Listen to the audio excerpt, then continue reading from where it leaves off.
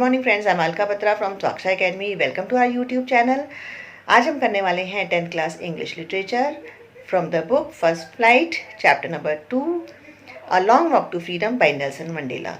इससे पहले हमने जो फर्स्ट पार्ट में पढ़ा था, उसको हम जल्दी से रिकैप कर लेते हैं कि हमने क्या चीज़ें पढ़ी थी, उसके अंदर क्या देखा था।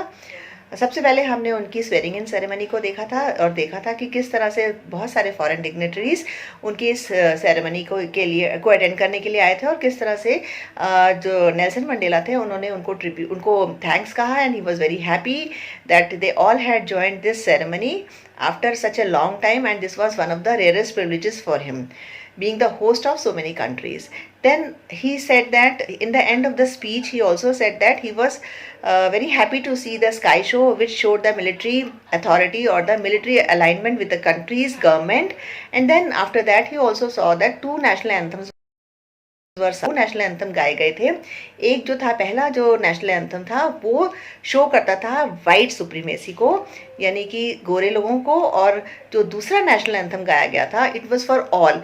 वो एक्चुअली था तो ब्लैक का, लेकिन it was for all the sections of the society, not only for one particular society और one section of the society. और ये भी उन्होंने कहा कि हालांकि वहाँ पर जितने भी लोग बैठे थे, all belonging to all the communities, they did not understand the meaning of both the national anthems, but he was very happy to see कि आगे आने वाले समय में उनके लिरिक्स जो थे वो भी एक दूसरे को समझ में आ जाएंगे। और and in fact both the all the communities people, they all stood and gave respect to both the national anthems, जो उनके लिए सबसे खुशी की बात थी।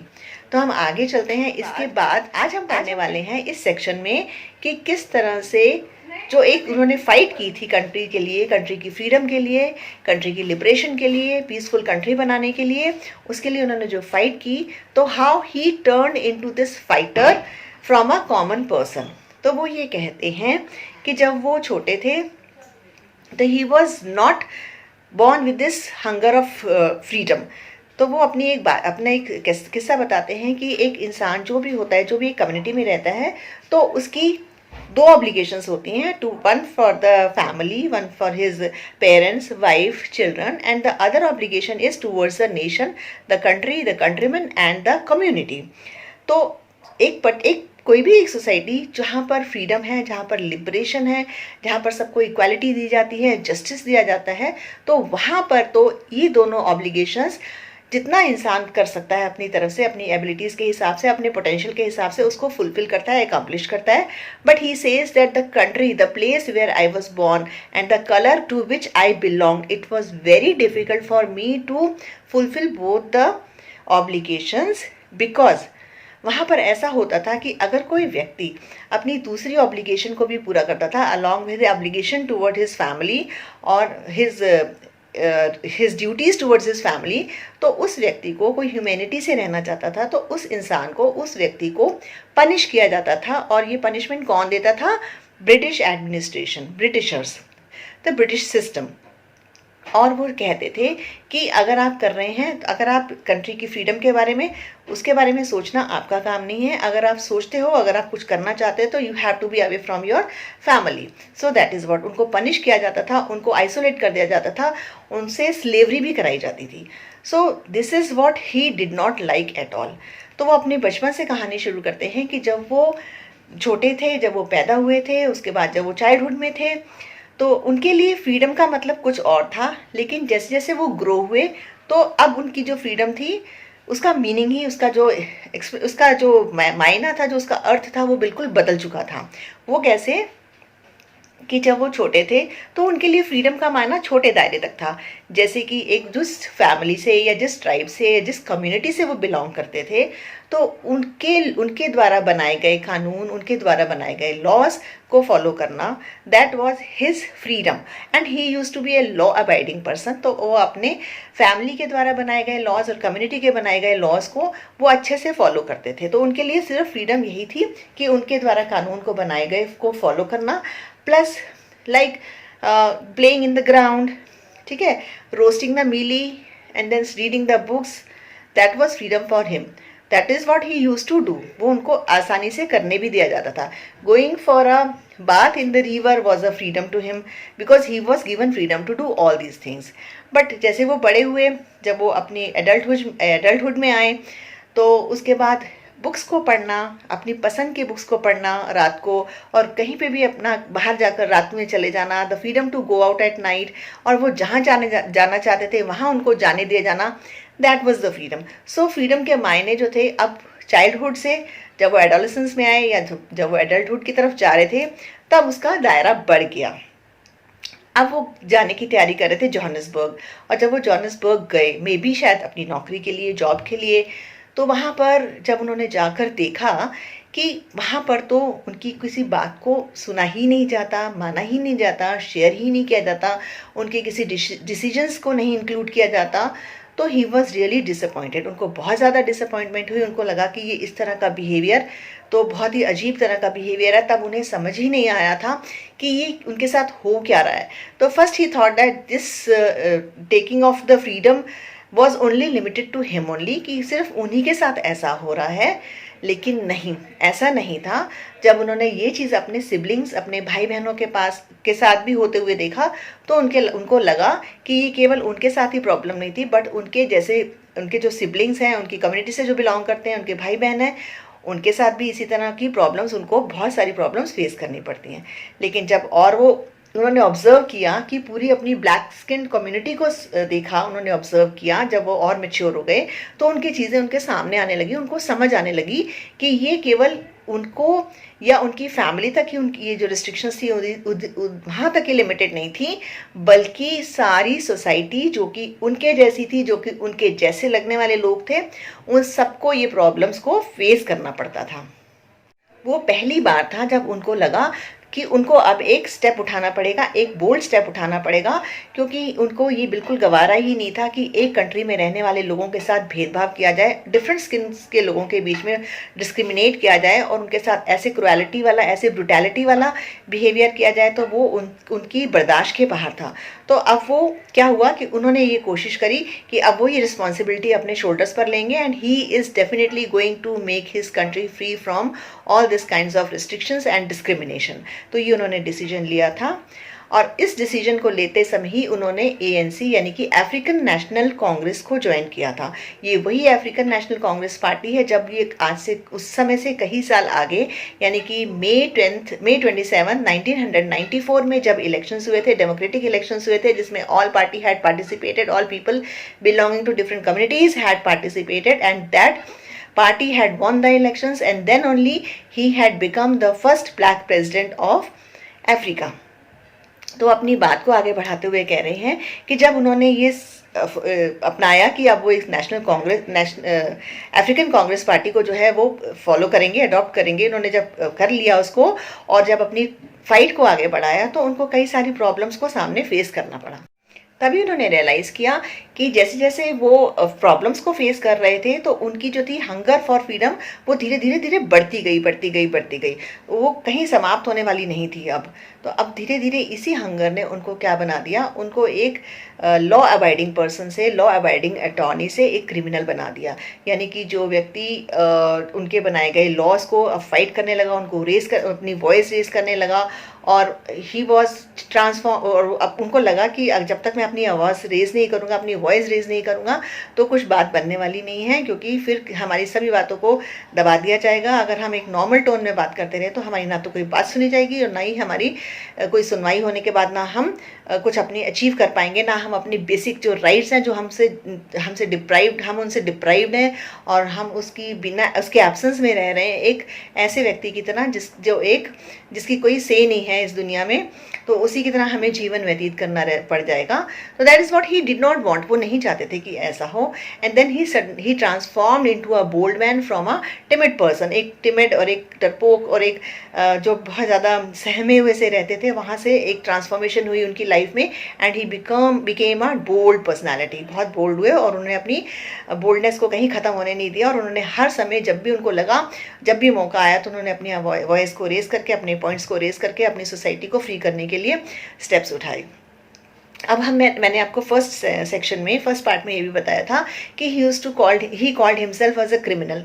Now you would be able to understand why he called himself as a criminal, because here he had raised his voice, he had gone against the British system.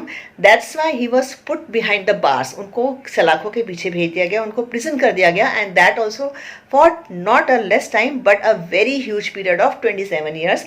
And that's why he called himself as criminal. तभी उन्होंने अपने आप को ये word use किया कि वो एक criminal थे. वो अपने लिए इस word को कह रहे हैं क्योंकि he was the one who went against the British system. अब जो उनकी ये फाइट थी उसका जो लेवल था वो बहुत ऊंचा था, क्योंकि he was not only fighting for himself और his family, but it was to a larger extent of the community, to a very huge population of his country. So living within the restrained within the family, it was not possible for him to achieve his goal, to accomplish his goal. So he left his family for his deed, for his good job, for his action which was going to bring freedom to the country, which was going to free the whole black skinned nation from the restrictions and bondage of the whites system and whites rule. So he left aside his family and worked like a monk. एक साधु की तरह उन्होंने काम किया, अपने घर परिवार को छोड़ दिया और एक वो इस व्यक्ति की तरह काम करने लगे जो कि सिर्फ टोटली डेडिकेटेड था अपनी कंट्री के लिए, अपने नेशन के लिए, अपने लोगों के लिए, अपने ब्लैक स्किन लोगों के लिए, जो कि एक फेस कर रहे थे एट्रॉसिटीज़ को. कई तरह की एट्रॉसिटीज़ उनको फेस करनी पड़ती थी, यहाँ तक कि उनके बेसिक राइट्स भी उनको नहीं मिलते थे, like right to education, right to get a job, right to get married, right to have a family. All these rights were taken or snatched away from them. So he says now that oppressor and oppressed. Now who is oppressor and who is oppressed? तो कौन oppressor है, कौन oppressed है? The person who is behaving with cruelty towards other people is the oppressor, and the community which is facing the problems of those people who are oppressing them are called as oppressed. So here the whites were oppressors and the black skinned people were oppressed. So he says that both the oppressor as well as the oppressed should be free from all these dishumanity or inhumanity. So they should both be free. उनके दिमाग में ना तो narrow mindedness होनी चाहिए और उनके दिमागों में होनी चाहिए उनकी humanity. He also says that freedom is indivisible. Freedom को हम divide नहीं कर सकते. One cannot give freedom according to the status of a person. कि किसी को ज़्यादा किसी को कम. It has to be equally divided. अगर किसी को किसी चीज़ की restriction है तो that means it will be for the whole community. He says that if somebody is chained in this society and he is not given any freedom, kind of a freedom, that means the whole community is devoid of that freedom. And so do I belong to that same community? So I will also be restricted from that freedom that which should be given to all the people. So everybody should be allotted, should be given same kind of a freedom, same justice, same equality. So all for one and one for all. So that is what he wanted to say. He says a very important line that both oppressed and oppressor are robbed of their humanity. यानी कि जो oppressor है और oppressed है दोनों ही अपनी humanity को खो चुके हैं. Now let's see how. जो ऑपरेसर है, जो क्रुएलिटी का व्यवहार कर रहा है, जो दूसरों के साथ बुरा व्यवहार कर रहा है, तो he is not human because he has no kindness in his heart. That's why he is creating so many problems for the other, for the black skin people without any good reason. उनका कोई reason नहीं है कि वो उनको dislike करें, उनको नफरत की भावना से देखें, उनको हेट्रेड हो उनके मन में. तो उनके अंदर तो ह्यूमैनिटी है ही नहीं. वो तो हमें समझ में आता है कि they are lack of humanity. But what about the oppressed? If you be very cruel to somebody and you create so many atrocities or problems for them, and he is facing so much of discrimination, so how can one be polite and can be kind or humane towards those who are creating so many problems for them? तो oppressor and oppressed both are robbed of their humanity. यानी कि दोनों की ही humanity है वो ख़त्म हो चुकी है. तो दोनों को उन सलाखों से बाहर आना होगा, उस नफ़रत की सलाखों से बाहर आना होगा, उस नैरो माइंडेडनेस से बाहर आना पड़ेगा. एक को अपनी नफ़रत को हटाना होगा दूसरे के प्रति जो उसके साथ बुरा व्यवहार कर रहा है. और अगर आप किसी के साथ अच्छा व्यवहार करेंगे तो जो ऑपरेस्ड होगा वो तो नॉर्मल हो ही जाएगा. He will also be happy, he will also have a good feeling for him. तो ये जो है इनकी बहुत इंपॉर्टेंट लाइंस हैं. Few of the lines which I mention here are very important, और इनको आप अच्छे से स्टडी कीजिए क्योंकि ये they are important from the examination point of view also. So now this is the end of the chapter. So here I will give you some important questions before I end up the video.